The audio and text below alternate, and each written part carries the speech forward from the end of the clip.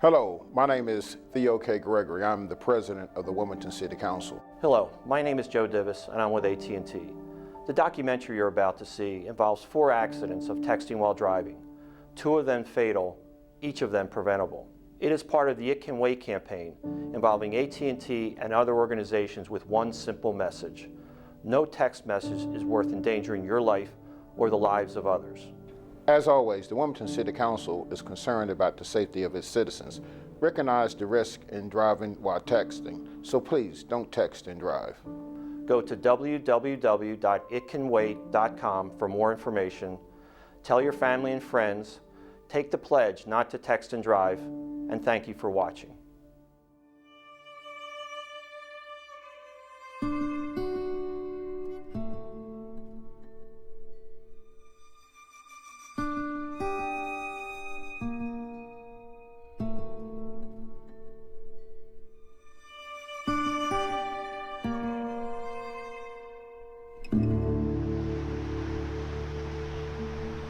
I had my brother in my hand, and all of a sudden, my hand was empty.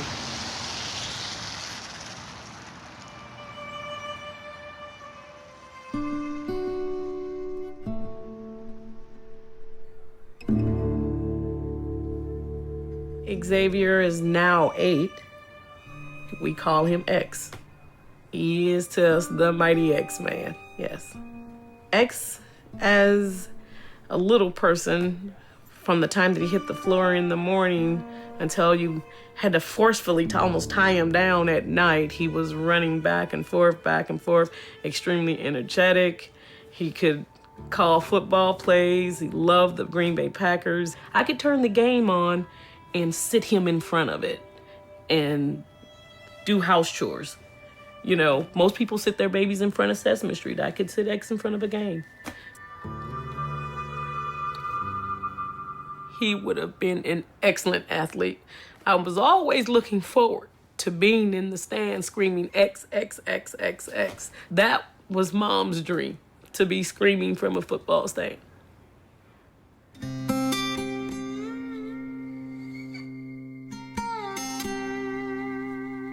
He's just arriving from school now. I gotta have him back. I gotta know how school went. I gotta know today's Friday, so I need to know if he got 106 on his spelling test, which he almost always does. X is paralyzed from the diaphragm down. In the accident, part of his spinal cord was dissipated. His legs are gone. His chair are his legs now. The use of his right hand is partial. He woke up actually from the coma a lefty. He went in a righty. She missed his brainstem by that much. X is on life support. The ventilator has to breathe for my son.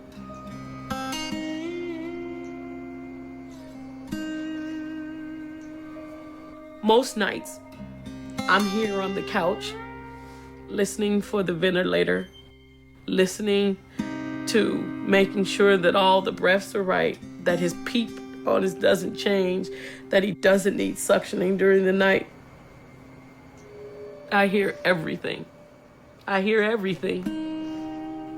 I can hear the ventilator change cycles. I can hear just the breath sounds different, and run down the stairs and the nurse goes, "He's good, Mom. He's good." Boy, you got good ears.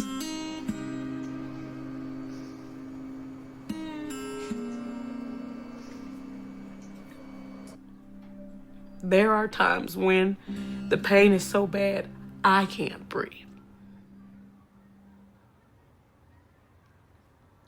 I want to say the worst thing that I can't say to X, which I used to be able to say all the time, go in the yard and play. I can't say that anymore. Because if we go play, we need to take the suction machine, We need to transfer him over to the ventilator for his chair. Before we can do anything, we need to do that first. It's a production.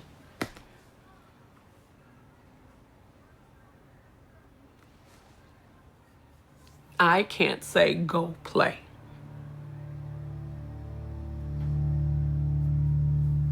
Any mother understands. I can't say go play.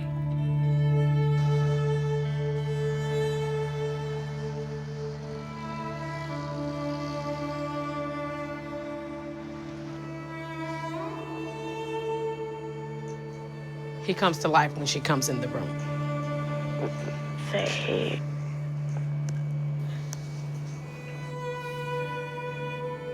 X doesn't remember as well as both Ari and I do, but Ari was walking across the street with Xavier on that October day.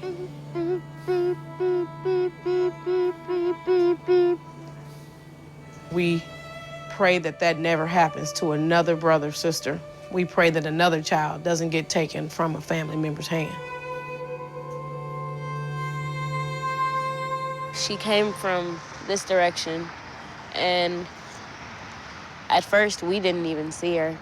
The cars on the other side of the stop sign, they stepped off the curb, coming across the street, and Ari said he was gone. She took him from Ari's hand.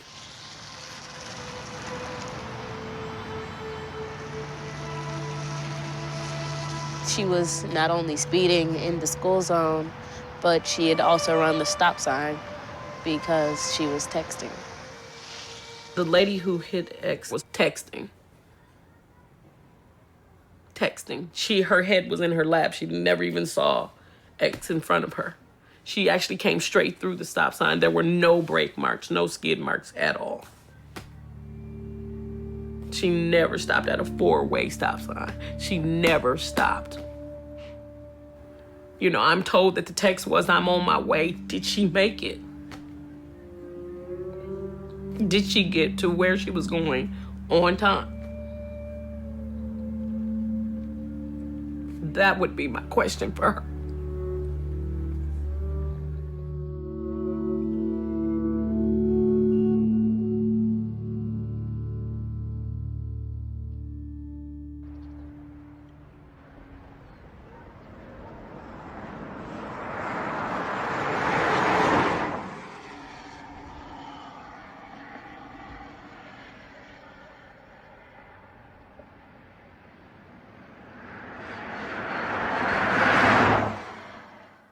I feel like it was just a dream.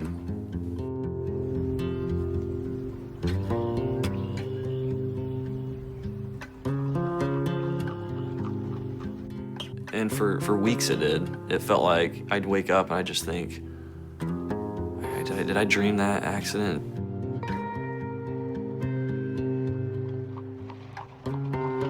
I'm just a guy, you know, I'm just a young guy, I got a wife, you know, a daughter on the way. I'm just a guy. This couldn't happen to me. That can't be real. You know, I had to have just dreamed that.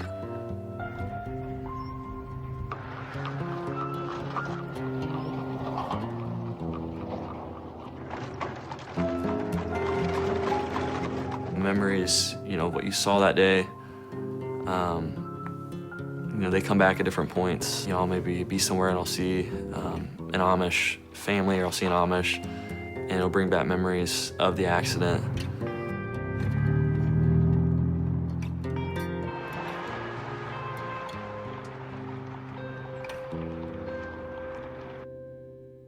This was the last text message I sent before I caused an accident that killed 3 people.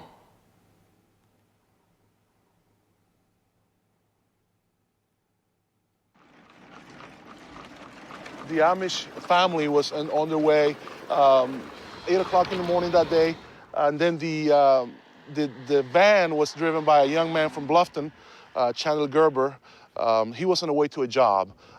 He cleaned carpets at the time.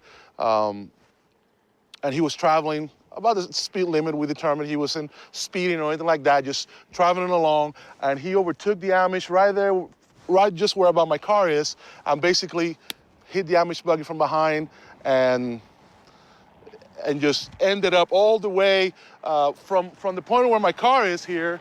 It's about 400 feet, 430 feet where he ended up, where the van ended up. I was heading east, right into the sunrise, driving along. As I was driving, I was texting back and forth with my wife. I was texting, and I think I was reading a text back at the time of the accident, because I remember driving and like my head just snapped up when I saw, you know, the windshield just glass broke and screeching, and my head, you know, it happened in about a second. I mean, I had 1,000 thoughts going through my mind. As I started coming to a stop, I saw, you know, a body come down from off the top of the van.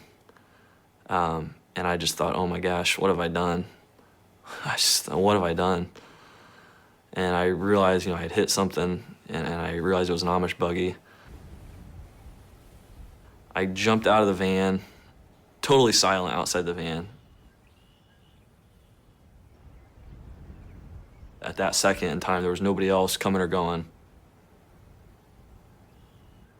I walked around back, and I looked in the ditch, and there was bodies just laying there. I mean, it was just silent. It was just quiet. The only sound I heard, the only thing I saw moving was the horse. It was severely wounded. It was just kind of moving around on the ground a little bit. I remember the mother was laying, I believe it was face down on her hands and knees, like she had been sitting on a chair. And it just, like, the force just hit her, and she just didn't have time to move. You know, she was just sitting in that same position on the ground. And I just remember staring, and nobody else was around, just me and the family that was laying in the ditch, and the horse, and just silence. You had all kinds of chaos here. This is the van that was driven by Chandler Gerber. As you can see, the front of the vehicle is just totally smashed here. He was devastated. He was crying. He was just almost in a panic mode. I knew that I had been texting and driving. I knew that I had been around that time, you know, involved with reading my phone or texting or what have you. I was hysterical. I think I was probably in shock. I was sitting in a van in the passenger seat, taking in, as far as I could see straight ahead, just lights and sirens and people. And I saw a hearse drive by. And so right then, I just had this sinking feeling that there was at least one dead person. They took two young children. It was a 3-year-old and a 5-year-old. They took a 17-year-old son. I saw the youngest of the children, 3-year-old Enos.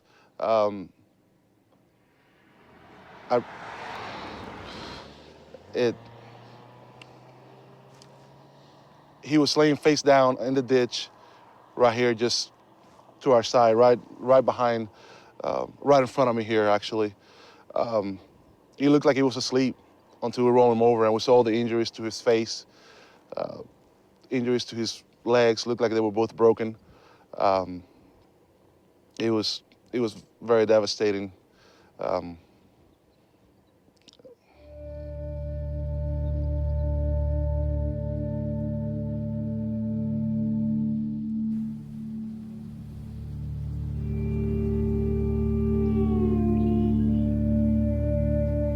Shortly after the accident, it was pretty rough. A lot of tears, a lot of why did this happen?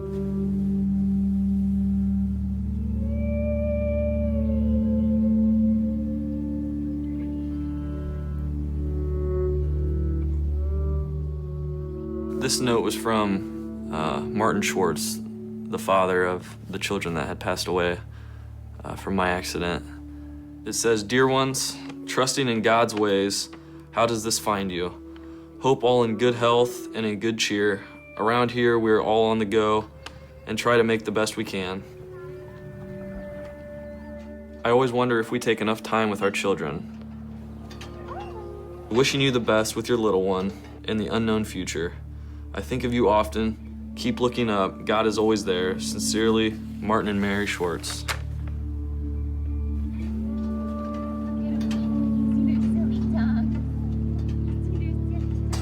I wish so bad I could go back to that day and change my focus. I wish I could go back and say, you know, I can do these texts when I get to my stop, you know, when I get there. I don't have to do this right now while I'm driving. You know, there's just nothing that important. But at that point, you know, it was just, you know, oh, I can text and drive. It's no big deal. And it is a big deal. Please don't do it. Please don't ever text and drive. It's life. You get one chance, and you live with the choices you make.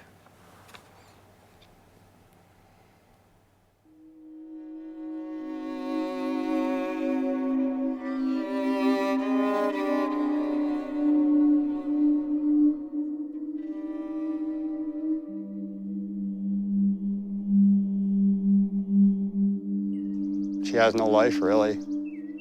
Her balance is off. Her arms don't work very well. She likes to watch the boats going up and down the river, and She's got double vision. She can't see very well. it's very hard for her. She cannot leave this yard. We put up a fence in her backyard so she wouldn't roll down the bank into the river.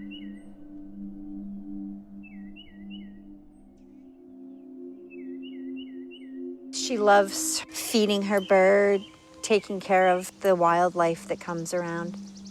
She had her life planned. She was always planning everything. Now she can't plan anything because she can't remember anything.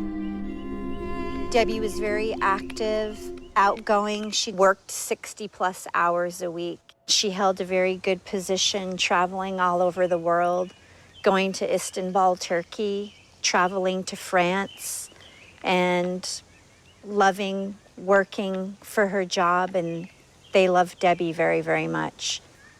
Now she is dependent on everybody, myself, my brother, friends. She cannot go into the front of the yard by herself because her vision.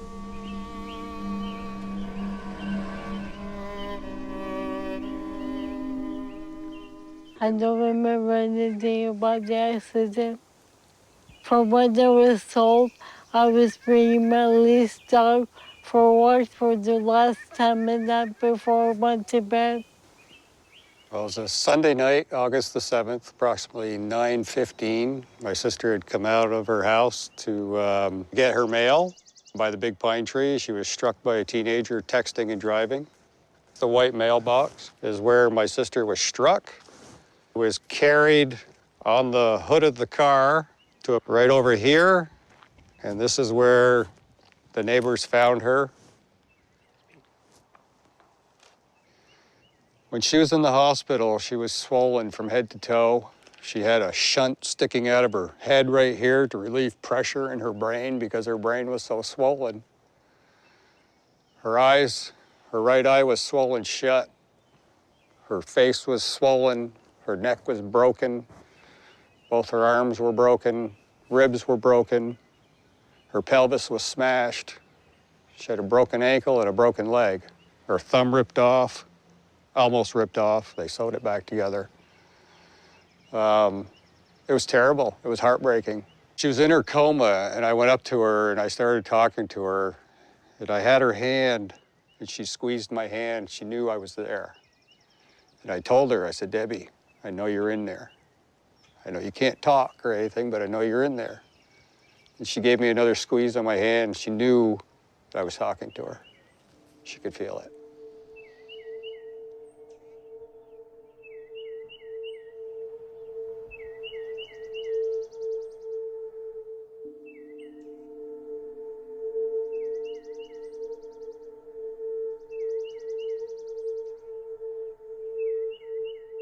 Her sentence was 30 days in jail. She's got 5 months of house arrest, 500 hours of community service, and that's about it. My sister doesn't want anything to do with her. She's too angry right now. And I don't think that anger is going to go away anytime soon. Charlie is the big chocolate lab right here. He was 11 years old when he was killed. Charlie was about 115 pounds. No, he was about 105. 105 pounds. Charlie was my best friend. He was so loving, so lovable. We're working on my sister, and somebody said, "Where's Debbie's dog?" And that's when the search went out, and they found him over here in the trees. The mailbox had been knocked, the blue mailbox had been knocked down. We think that he was thrown through the air and knocked that mailbox down. He took the full force of the car. He laid on the side of the road. The neighbors told us, wagging his tail, while Debbie was being loaded up in the ambulance.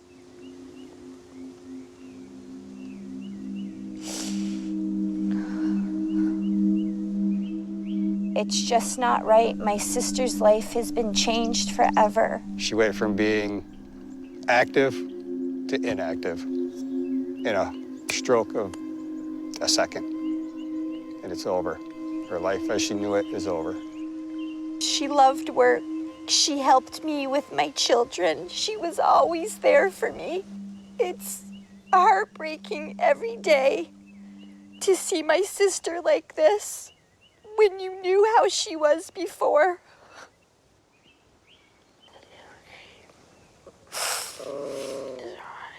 I know.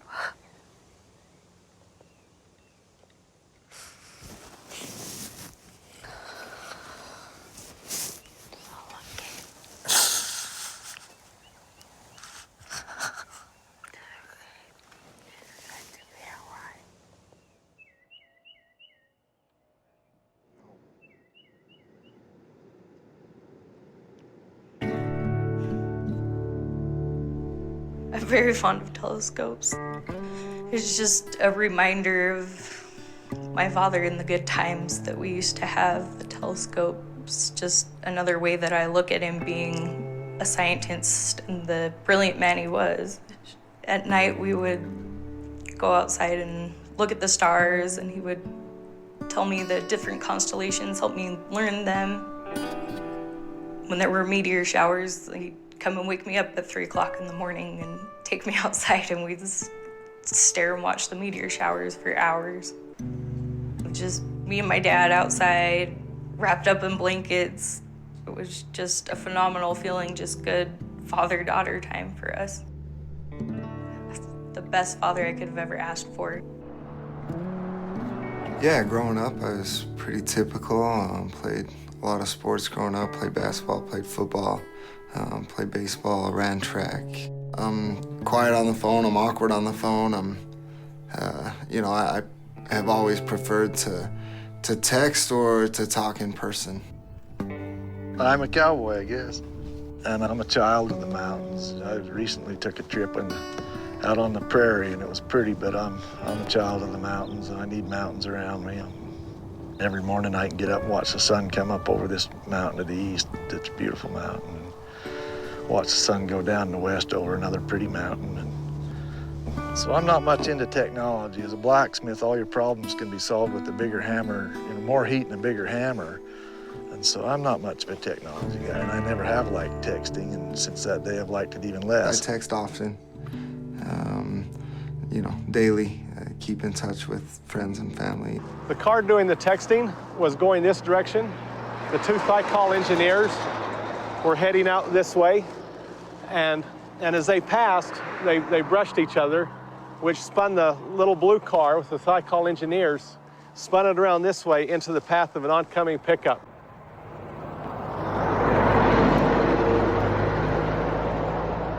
There's about a 15 or 16 mile stretch of Highway 30 going to Logan, and from the time we started on that stretch of road headed towards Logan, the driver ahead of me was distracted. I did notice that. He crossed over the center line multiple times. It was early in the morning. It was still fairly dark outside, and it was raining pretty bad. And on my way to work, I'm texting and reading messages, and I go across the center line and I hit another car. I don't remember what I was texting. I don't remember what the message said. That's how important it was. And I saw him cross over the center line.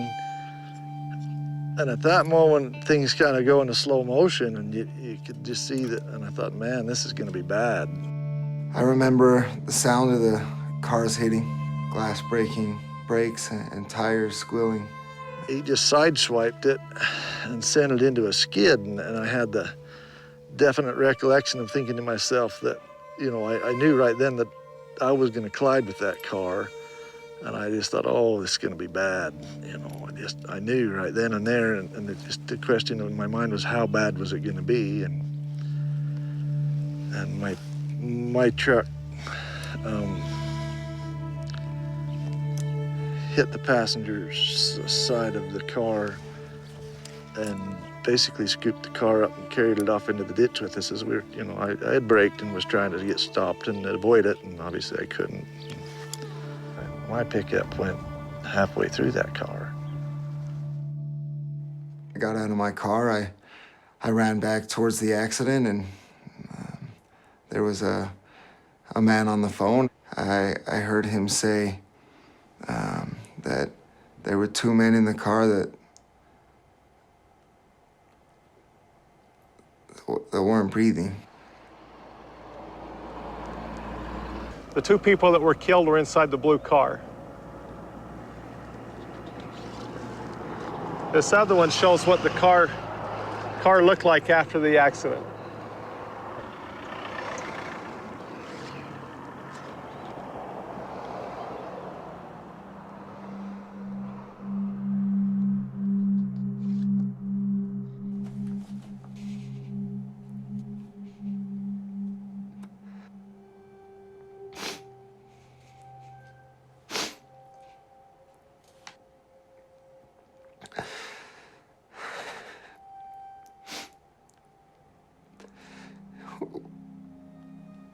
I look at that picture.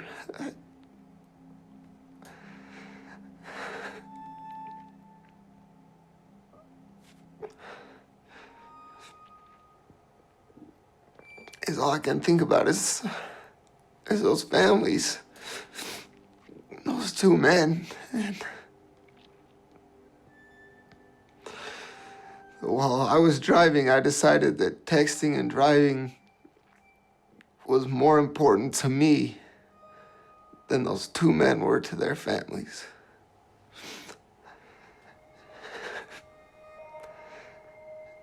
And how selfish that was of me to make that decision to text and drive.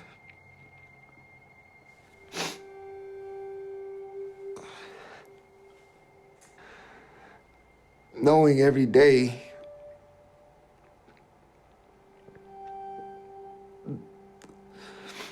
that you killed two people is one of the hardest things that you could live with.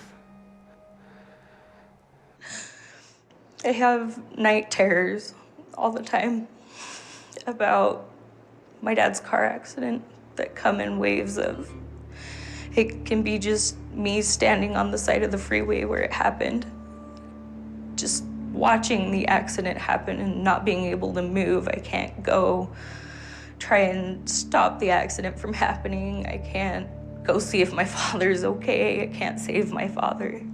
I'm just standing on the side of the road. I can't do anything. Two, I've been Reggie. This is the one texting while driving that hits the car.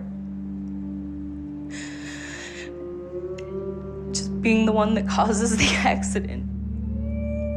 And two, I've been the driver of the truck that T-boned my dad. Just sitting in the seat, just killing my own father. Ended up with some herniated discs in my back, and my knees took a pretty big beating in the dash, and you know how much of the damage to them was from the accident, I don't know, but horseshoeing's a very physical occupation. It's hard on your back anyway, and to suddenly end up with some herniated discs, you know, your life of the horseshoer's over.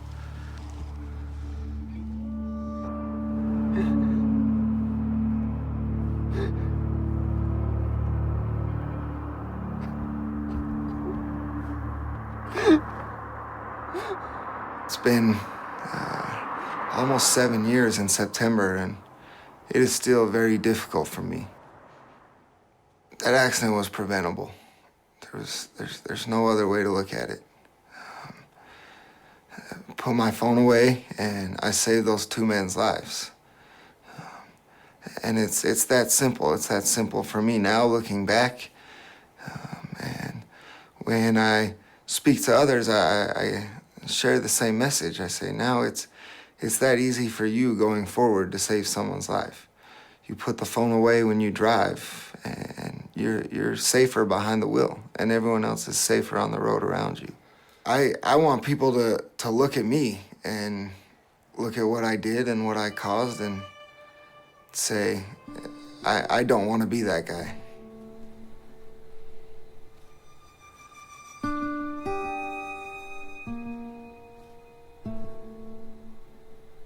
First time I saw Reggie in court, my feelings was just sheer hatred.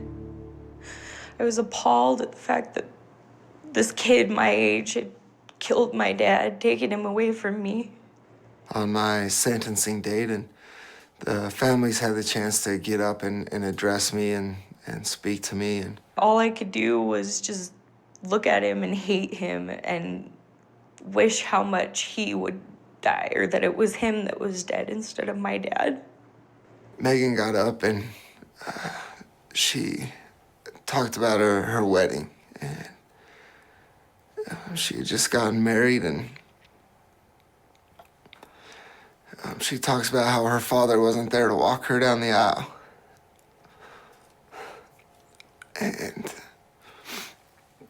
she looked at me and she said, because you took that from me. And she was absolutely right.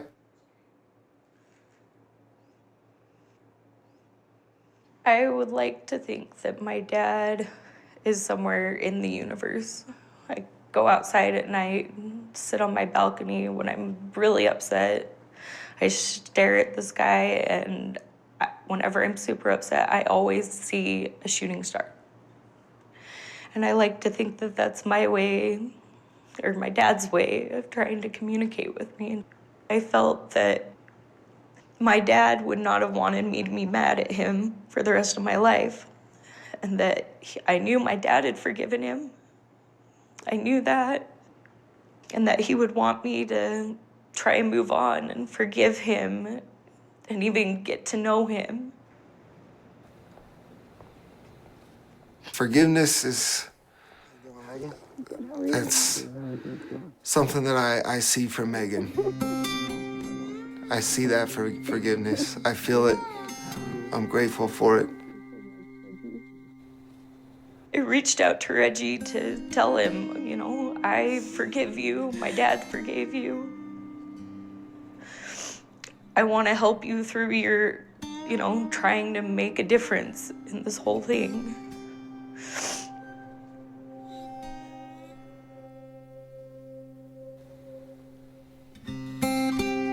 I was once told that to be a good member of society, you have to give back more than you take. I can never give back those two men's lives, ever.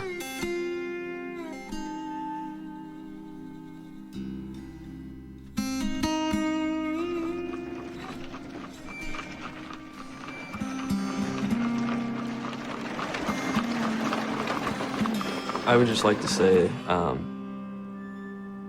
for anybody out there who has a cell phone, focus while you're driving, pay attention while you're driving, don't take your eyes off the road while you're driving. Things can happen so quick that it'll change your life forever. I will say it over and over and over again. Don't text and drive. That it can't wait. I would tell America to please don't text and drive. How many other people are going to have to be killed? How many other people are going to be left like my sister Debbie? It's just nuts. It's crazy, I don't know why people don't want to talk to each other anyway.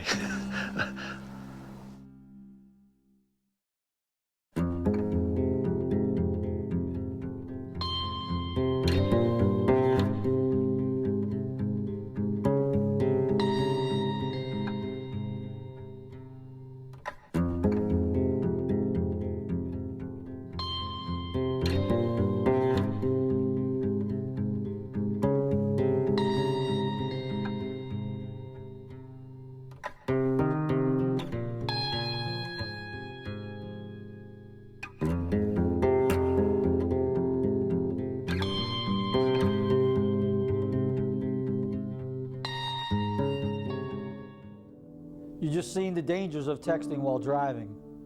Please, it can wait. Don't text while driving. It'll save lives. Thank you.